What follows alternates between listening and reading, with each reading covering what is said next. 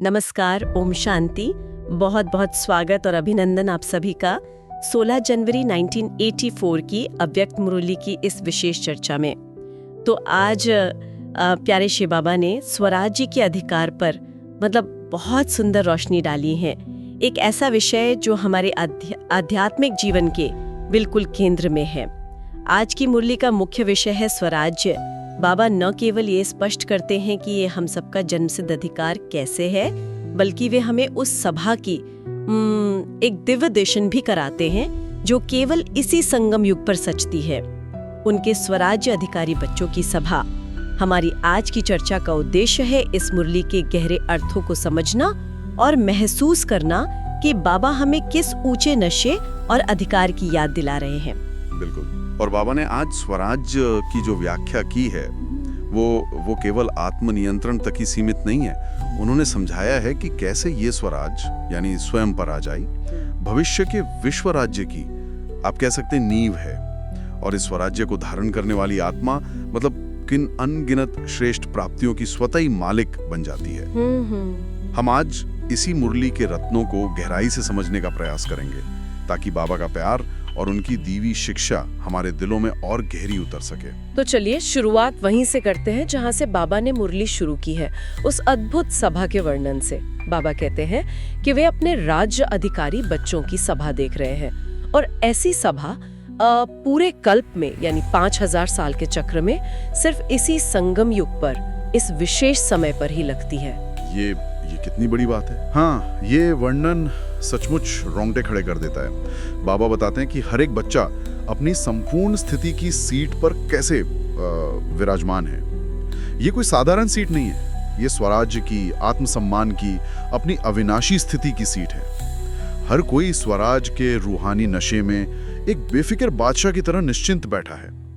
बाबा जैसे हर एक बच्चे के मस्तक के बीच चमकती हुई दिव्यमणि, आत्मा का प्रकाश और सिर के पर फैले हुए लाइट के ताज को देख रहे हैं और उनके दिल से आवाज निकलती है, वाह मेरे राज्य अधिकारी बच्चे, वाह।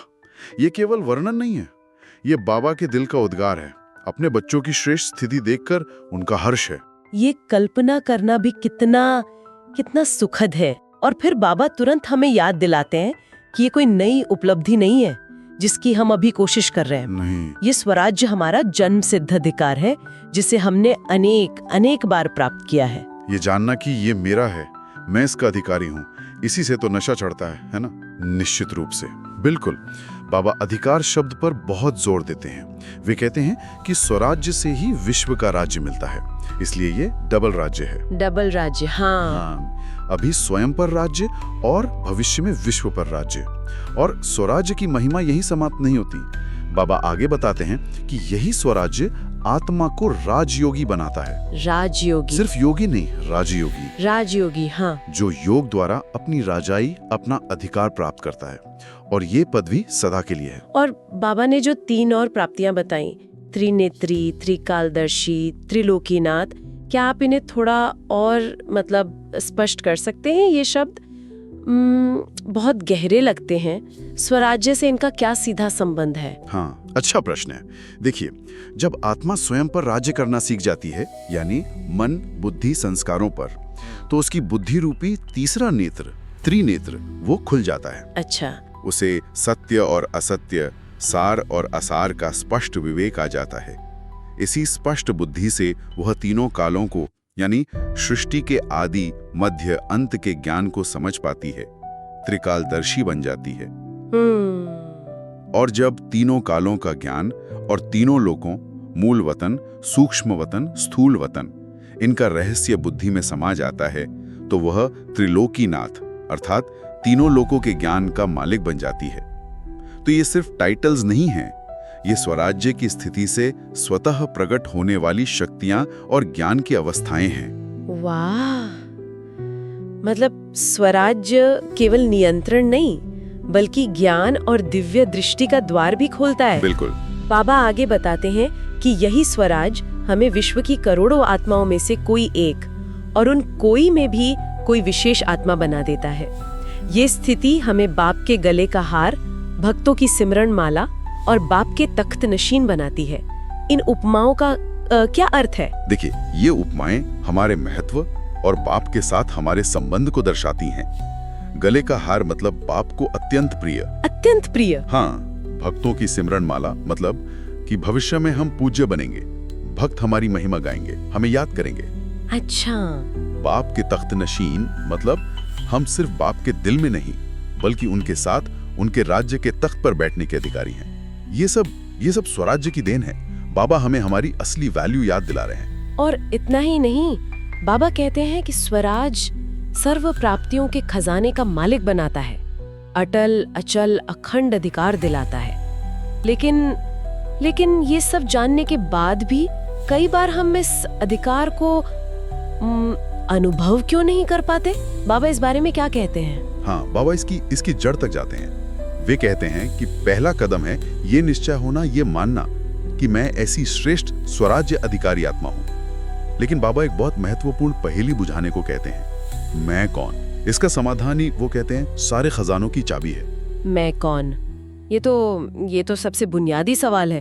बाबा का इशारा किस ओर है? बाबा का इशारा है अपने अनगिनत आत्मिक स्वरूपों और टाइटल्स को याद करने की ओर। बाबा ने हमें संगम युग पर कितने सारे अविनाशी टाइटल्स दिए हैं। मास्टर सर्वशक्तिमान, विश्व कल्याणकारी, पूज्य आत्मा, विजयी रत्न, बाप समान। बाबा कहते हैं कि अपने इस टाइटल्स की माला को सिमरन करो। एक एक टाइटल जैसे माला का एक एक मणका होता है ना, उसे स्मृति में लाओ। और इस सिमरन से क्या होगा? बाबा कहते हैं कि इस सिमरन से अपार खुशी और अविनाशी रूहानी नशा चढ़ेगा। ये कोई दुनियावी नशा नहीं जो क्षण भंगुर हो। ये वो नशा है जिसे कोई छीन नहीं सकता, कोई कम नहीं कर सकता, क्योंकि ये हमें किसी मनुष्य से नहीं बल्कि स्वयं ऑलमाइटी अथॉरिटी बाप से मिला है। ये हमारी अपनी आंतरिक सच्चाई का नशा है। इस नशे में रहने वाला वो सदा शक्तिशाली और निर्भय रहता है। लेकिन बाबा यहाँ एक चेतावनी भी देते हैं जो बहुत गंभीर लगती है। वे अलबेलेपन की नींद की बात करते हैं। ये अलबेलेपन की नींद क्या है और ये कैसे हमारे अधिकार को छीन लेती है? देखिए, अलबेलेपन का अर्थ है एक प्रकार की आध्यात्मिक सुस्ती, लापरवाही या आत्मसंतुष्टि। व्यक्ति सोचता है कि मैं तो ज्ञानी हूं, मैं तो पुरुषार्थ कर रहा हूं, लेकिन अंदर ही अंदर वो अपनी स्मृति और स्थिति को बनाए रखने में ढीला पड़ जाता है। बाबा कहते हैं ये गहरी नींद की तरह है जिसमें माया चुपके से हमारी स्मृति की चाबी, हमारे अधिकार की चाबी वो चुरा लेती है और हमें पता भी नहीं चलता। हम जागते हुए भी सोए हुए होते हैं। ये तो बहुत सूक्ष्म धोखा है। इससे बचने का उपाय क्या है? बाबा कहते हैं कि जो जागती ज्योत है, जो सदा अलर्ट है और जिसे ये नशा है कि मैं स्वयं सर्वशक्तिमान बाप का बच्चा हूं, उसके सामने माया या कोई भी नकारात्मक शक्ति ठहर नहीं सकती। स्वप्न में भी उसे हिला नहीं सकती। बाबा चाहते हैं कि हम ऐसी पक्की अभेद्य स्थिति बनाएं और ये स्थिति बनती है निरंतर आत्मस्मृति और बाप की याद से। अलबेलापन तब आता है जब हम बाप की याद से किनारा करते हैं। ये सुनकर बाबा के प्रति और भी प्यार और कृतज्ञता महसूस होती है कि वे हमें इतने सूक्ष्म खतरों से भी आगाह करते हैं। और फिर मुरली का अगला हिस्सा तो वो सीधे बाबा के दिल की बात कहता है। बाबा बताते हैं कि उनका सबसे प्रिय कार्य क्या है। हाँ, ये अंश ये बहुत दिल को छूने वाला है। बाबा कहते हैं कि बच्चों से मिलना, चाहे साकार में जब वे थे या अब अव्यक्त रूप में फरिश्ता बनकर, यही उनका सबसे प्यारा काम है। वे बताते हैं कि उनकी दिनचर्या का विशेष कार्य ही है अपने सिकील देह लाडले स्नेही बच्चों से मिलना। सिर्फ मिलना नहीं बल्कि उन्हें सजाना, उनकी पालना करना, उन्हें अपने समान बनाना और फिर विश्व सेवा के निमित्त बनाना। बाबा कहते हैं मैं इसी सेवा में बिजी रहता हूँ। सोचिए, परमपिता परमात्मा हमारे लिए कितने समर्पित हैं। यह जानकर सचमुच बहुत अपनत्व महसूस होता है। जी।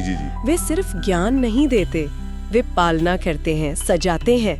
और बाबा ये भी स्पष्ट करते हैं कि वे जो कुछ भी करते हैं उसके केंद्र में बच्चे ही हैं। चाहे वो साइंस वालों को नई खोजों की प्रेरणा देना हो या भक्तों की पुकार सुनकर उन्हें फल देना हो। बिल्कुल। बाबा कहते हैं कि बिंदु रूप बाप को तो दुनिया वो जानती नहीं। वे प्रत्यक्ष किसको करते हैं? अपने बच्चों को, यानी भविष्य के देवी देवताओं को। हाँ, बच्चों को। भक्तों के सामने भी बच्चों का साक्षात्कार ही होता है। यहाँ तक कि जब बाबा सारी दुनिया को जीवन मुक्ति का वर्षा देते हैं तो उसका लक्ष्य भी यही है कि उनके बच्चों को सुख शांति में राज्य मिले।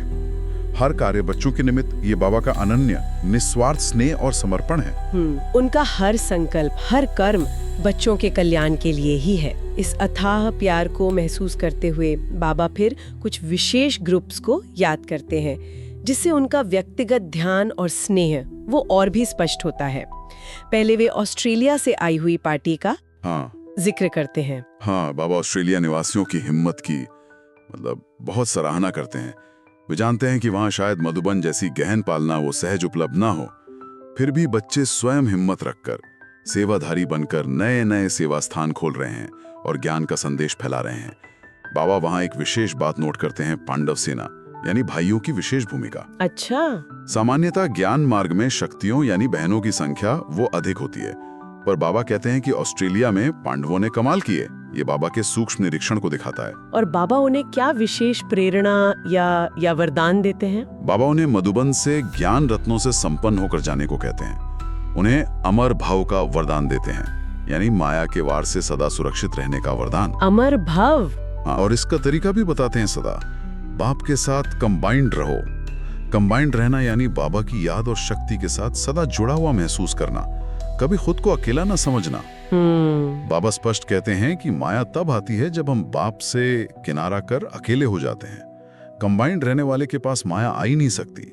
साथ ही माया के भिन्न भिन्न रूपों को जानने की, यानी माया के नॉलेजफुल बनने की प्रेरणा देते हैं, ताकि धोखा ना खाएं। ये कंबाइंड रहने की युक्ति ये तो सबके लिए बहुत महत्वपूर्ण है। फिर बाबा ब्राजील से आए ग्रुप को भी बहुत बहुत प्यार से याद करते हैं। हाँ, ब्राजील ग्रुप के लिए बाबा के शब्द वो स्नेह से भरपूर हैं। बाबा जानते हैं कि वे बच्चे स्नेह के सागर में जैसे समाये हुए हैं।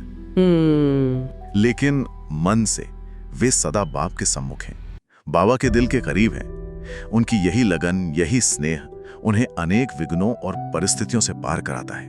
बाबा बताते हैं कि उन्हें बच्चों के स्नेह भरे पत्र मिलते हैं और वे उन पत्रों की माला को सिमरन करते हैं। सोचिए, भगवान हमारे प्रेम पत्रों को, उनको याद करते हैं। ये तो कल्पना से भी परे है। बाबा का प्यार कितना अनूठा है और उनके लिए क्या आशीर्वाद है। बाबा उन्हें वरदान देते हैं कि अपने देश की विशेष परिस्थितियों के बीच भी वे सदा बाप के स्नेह में, बाप दादा की छत्र छाया में सुरक्षित रहेंगे। उन्हें सेवा में सदा आगे बढ़ने का आशीर्वाद देते हैं। बाबा उन्हें लाडले सिकीलदे बच्चे कहते हैं, जो दिखाता है कि दूरी स्नेह को कम नहीं करती, बल्कि शायद और बढ़ा देती है। इन विशेष याद प्यार के बाद बाबा मुरली के अंत में सभी बच्चों को सम्मिलित रूप से याद करते हैं। हाँ, बाबा अंत में सभी बच्चों को उनके श्रेष्ठ टाइटल से याद करते हैं। सदा के स्वराज्य अधिकारी, सदा अटल अखंड अचल स्थिति में स्थित रहने वाले, सदा रूहानी नशे में रहने वाले अविनाशी रत्न, डबल राज्य अधिकारी, बाप दादा के नयनों में समाये हुए नूरे रत्न। इन सभी बच्चों को बाबा याद प्यार और नमस्ते देते हैं। नमस्ते। यह नमस्ते केवल एक अभिवादन नहीं, यह बाबा का हमारे श्रेष्ठ स्वरूप को स्वीकार करना और उसे नमन करना है। आज की इस गहरी चर्चा के बाद मन में कई विचार उमड़ रहे हैं। स्वराज्य का अधिकार, बाबा का अथाह प्यार, माया से बचने की युक्तियां। क्या कोई एक मुख्य चिंतन बिंदु है जिसे श्रोता आज अपने साथ ले जा सकते हैं? बिल्कुल। देखिए, आज की मुरली से दो बहुत शक्तिशाली चिंतन बिंदु भरते हैं। पहला, बाबा ने कहा कि माया तब आती है जब बाप से किनारा कर अकेले बनते हैं। हाँ, स्थों, क्या हम हर कर्म करते हुए बाप के साथ कंबाइंड रहने की स्थिति का अभ्यास कर रहे हैं? क्या हम उस अविनाशी साथ को महसूस कर रहे हैं? इसे कैसे और व्यवहारिक बनाया जा सकता है? ये सोचने वाली बात है। और दूसरा, बाबा ने मैं कौन की पहेली और टाइटल्स की माला सिमरने की बात कही है। क्यों ना आज हम सब कोई एक टाइटल चुने, जैसे मैं मास्टर सर्वशक्तिमान आत्मा हूँ, या मैं शांत स्वरूप आत्मा हूँ, या मैं बाप का स्नेही बच्चा हूँ। कोई भी एक। हाँ, कोई भी एक टाइटल। और सारा दिन बस बीच बीच में रुककर उस एक टाइटल की स्मृति के नशे का अनुभव करें। देखें कि इससे हमारी स्थिति, हमारी भावनाओं और हमारे कर्मों पर क्या फर्क पड़ता है। ये छोटा सा अभ्यास भी हमें स्वराज्य के अधिकार के बहुत करीब ले जा सकता है। ये बहुत सुंदर और बहुत व्यावहारिक सुझाव है।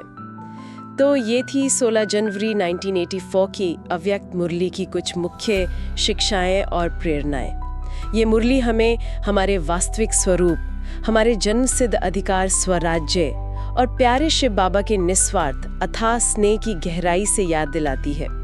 बाबा हमें हमारे मंजिल और उसे पाने की विधि दोनों ही बता रहे हैं। बिल्कुल, बस जरूरत है उस स्वराज्य की सीट पर स्थित होने की, बाप दादा की याद में समाये रहने की और उस रूहानी नशे को, उस अधिकार को सदा कायम रखने की। बाबा का प्यार, उनकी छत्र छाया, उनकी दी हुई अथॉरिटी, वो सदा हमारे साथ है। हमें केवल उसे स्मृति में रखकर उसका अनुभव करना है। इसी श्रेष्ठ संकल्प और कामना के साथ ओम शांति। ओम शांति।